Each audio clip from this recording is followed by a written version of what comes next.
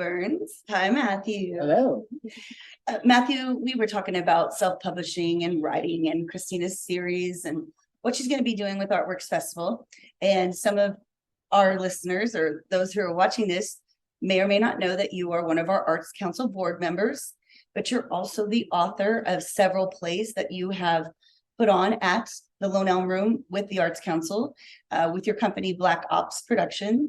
But you were also, and I love it, can you just tell me your different roles? Because you've not only been in them, but you're also the... Oh, yes. So I'm a writer, director, choreographer, producer, set designer, set painter. Wow. Okay. I don't build it. I have a couple people. You have people to do that for you. Yes. Yeah. Glad I had. Well, Matthew and I have known each other for many, many, many years. And I know that you got more your start, it seemed like, in dance as a performance artist. Yeah. And then you moved on to acting. So dance was first. I went from dance. I started with tap dance and then moved to jazz and then ballet and musical theater. And then like that next year, I started acting classes and I never looked back. Wonderful. And I know that you studied at an academy, I think it's an academy in New York. American Musical and Dramatic Academy, also known as AMDA. Yes. They have a New York campus and an LA campus, and I went to the New York campus for a few years. Excellent. And since you've been back in Mattoon, it seems as though you have really brought originality and culture and spice, if you will, to a lot of things. And you've been recently teaching dance. Yes, I teach dance over at Dance Life Studios in Charleston. I started with a few jazz classes, and then they added a couple tap classes, and we've been taking some ballet classes with my first ballet teacher. I'm exhausted just listening. Oh, you said my mother's name. Sorry. What did you say? I'm taking ballet classes with Barbara Degular again. She was my first ballet teacher, so kind of a full circle moment. It's amazing. Teach with each other, and still get to learn more from her. Well, you're so all around performance artist, but you've taken it to another level, and you're a visual artist too in your own right, because you have designed some of the sets that you have had. Yeah. And Christina and I were talking about the book cover design of her Songs of Destinies, or the series, the Sirens. Right. And I know that you're very particular in all of the arts and the choreography. The key is the originality of the choreography at times. And I know that with you writing this script, the most recent that you have done was the Christmas Gnome. The Christmas Gnome. So if any of you saw the Christmas Gnome, he was in it, and he directed. And it was fun to see your characters come to life. I think, Christina, would you agree? Reading about your characters and having them come to life. Oh yeah. Just when other people notice it, and yeah. I mean, that's huge because you envision it one way in your head, but then to actually see it come out, that's very cool. And I would say very rewarding. Very rewarding. I mean, it's almost like, and I love how different people interpret it certain ways that you didn't even think of when you were writing it. You're like, oh, that makes perfect sense. It's like whenever your English teacher asks you to write about the theme of a story, and the original author never wrote it like that. Right. Yeah. And I mean, I want to get with you, Matthew, maybe even more of a transcript kind of a thing of learning more about your performance background. But the reason I brought you in today is because the fascinating part of you being able to do this in your writings, what should you be doing next? And I know Christina has an idea of the self-publishing aspect. I know you go between, should you push your script to someone? It's not necessarily a book, or is it a book because you brought it to life in a play, and then you need yourself possibly an illustrator. Am I correct in saying that? Possibly, yeah. Yeah, and then understanding, is it a children's book? Okay. And so I'm gonna let you answer that. But you see, the interesting part is, here he is, a young man who is successful in his own right. It's very rare to be able to do your original stuff and be embraced as much as you have. We're very blessed. Very cool. But what does he do next? What are your thoughts on this? And it can't be wrong. But what would you help him with? Well, so if you're wanting to see your screenplays and your plays in print form, I mean, it's definitely a different aspect, when you go a little bit marketing on you, self-title for you, right? And so you read the markets, whereas, a children's book at the person, this is done as a completely different audience than a play. And so, yeah, with the self-publishing world, I mean, you would have to find your illustrator and your formatting team and the editing team and all that fun stuff. If you were to send that off to a publisher and they accepted your work, they would assign you an illustrator. So yeah, does that answer your Yes, question? it was just that Okay. you know it so much, it just comes out, but it's what you know. Yeah. You know, for us, we may have heard it through the years, those of us that are performance or writers, but we've never heard it from your maybe black and white, and then there's the gray of luck and Yeah. determination and staying with it and quote unquote repackaging it. Yeah. Is that what I'm What are the hearing? benefits and pros and cons of going to a publisher or versus doing it? So- yourself? So whenever you go to a publisher, you sell the rights to your stories. You basically do not own that idea any longer. Oh, yeah, no, I think. So you don't have control over what the characters look like, how the story is told, how the they're done. And if you're a person who needs that control, which I very much am, that's a hard pill to swallow. Yeah. When you are indie published, you maintain control of the entire process. Your distribution may be less, but you have more control over the end product and also how you reach out to your reader. Okay, whereas a publisher, they're gonna use their distribution channels and you might get clues on what they're doing for marketing, but really not. Not bad mouthing publishers. Not at all. Not at all. Who you being It's just a listed. different, just a It's different completely route. different, and really it's about knowing who you are as an artist. I have plenty of friends who they will not even consider indie publishing because they know they don't have that entrepreneur through. And so they know like they would either have to hire that entire team, or do it all themselves, and that's terrifying to them. Versus people like I'm assuming you. Like, it's more terrifying to us to like go after control. Yeah. Yeah.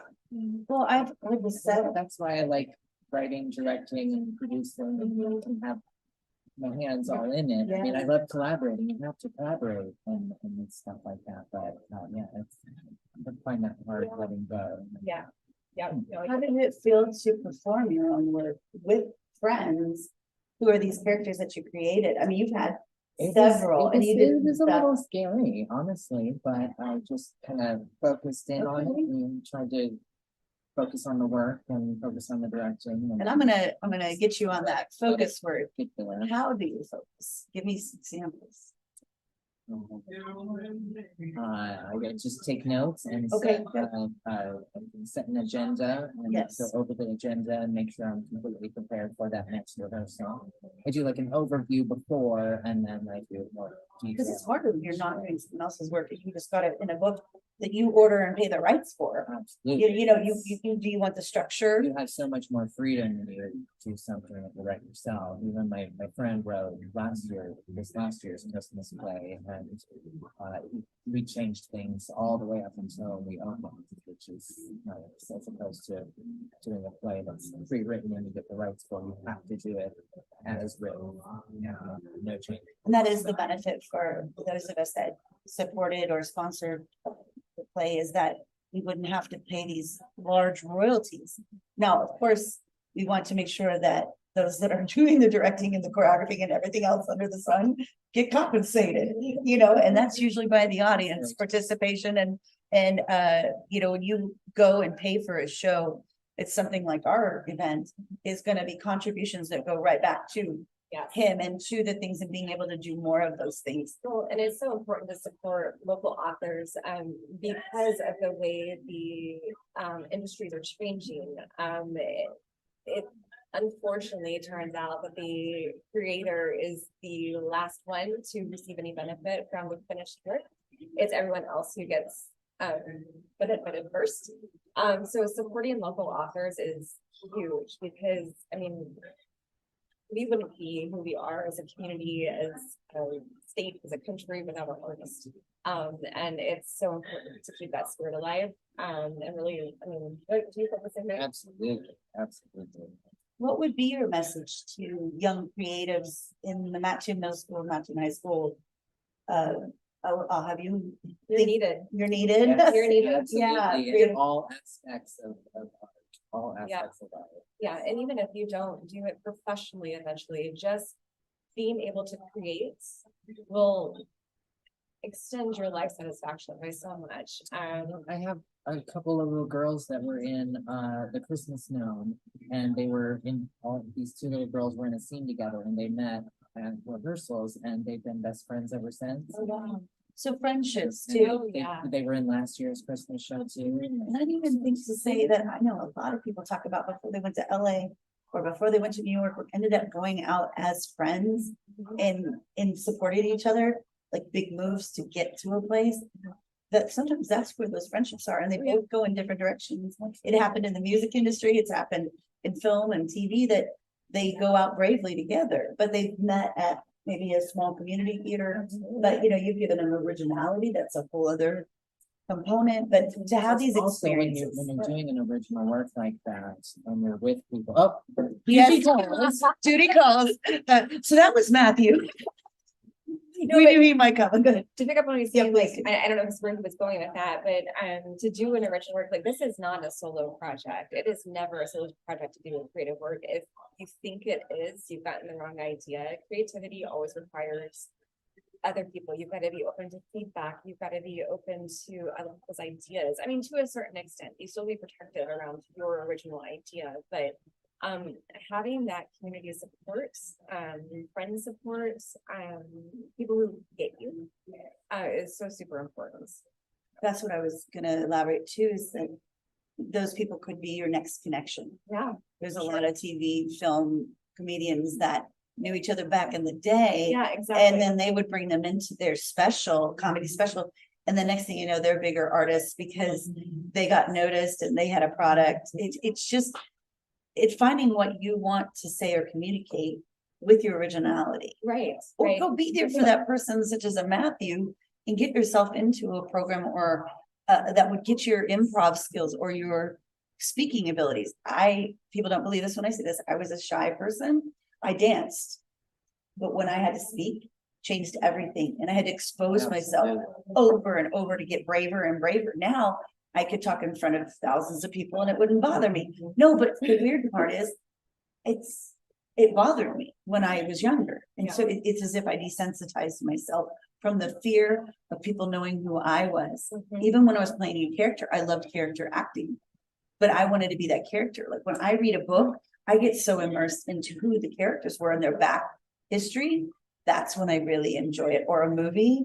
I don't know about you. I'll be watching a movie that, could have been from this, her show. And then I become almost part of that character's life. I may not be her or him, but I get involved because the author, whether it be in print or the script writer, and then the director knew who to pick to get me to connect. And that's that whole process. And I think that we can talk about kids being creative. Absolutely, as I was saying before, I had to go in.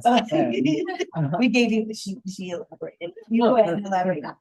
But doing an original work like this in a community like this, there's so many kids that get to learn every single aspect of putting it on. So it gives them many skills. Like as you were saying, when you were younger, you had stage fright when you had to do like that speaking role. And we've had kids do the same thing, and each year they're like, "Oh, can I have a bigger part? Can I have more lines?" And I'm like, "Absolutely, let's improv a little bit. Let's see what you can do." I think that's wonderful that you have been. Really probably the most rewarding part of that. Well, we might need to be doing some playwriting Yeah, workshops. absolutely. Just saying, and again, I told you earlier that Christina is leaving us. But we want to have this memory solidified, and we can always talk to her online. Yes. There will be Wi-Fi and trans. There will be Wi-Fi. There will be a little bit of time difference.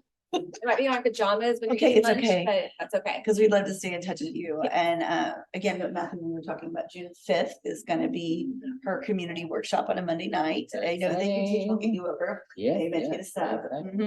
So we just want to let you know that this has been fun to share with you, someone who is writing and going that direction, and how knowledgeable Christina is, and how it's easier to hear from somebody and then give you the reality of a situation, also the process, And then it's possible. And I think that that's what we do. Well, we're gonna say goodbye. Bye guys, thanks for coming Okay, in. well, thank you for listening, and there'll be more on this series, and thanks again, Christina. Thank you.